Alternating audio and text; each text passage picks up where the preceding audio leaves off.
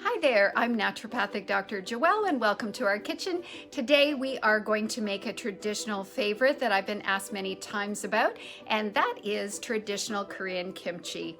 It is good for you for three reasons, and number one, it's great for your digestive system. It's full of probiotics, and your microbiome relates to the gut brain, the gut skin, gut immunity, and much more. Number two, the spice helps to kickstart and vasodilate, create lots of blood flow for your cardiovascular system. And number three, it tastes great and it gives you lots more vegetables, and we're always looking to get more vegetables, right?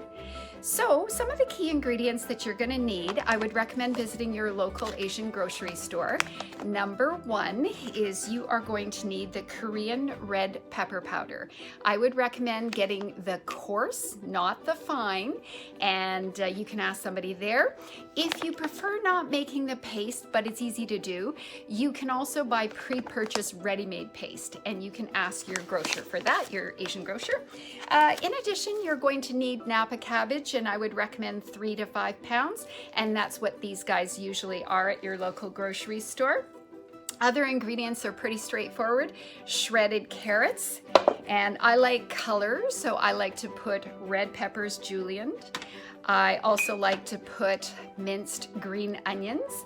And then for the sauce, which is separate, we are going to then have coarsely chopped green onions.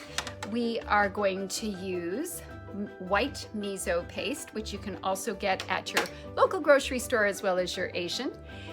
We are going to use fish sauce. We are going to use a little bit of apple or pear juice for natural sweetness.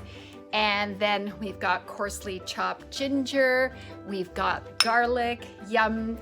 We need some red chili powder, which is what I showed you, and then we need some coarse salt. So, step number one, let's get started.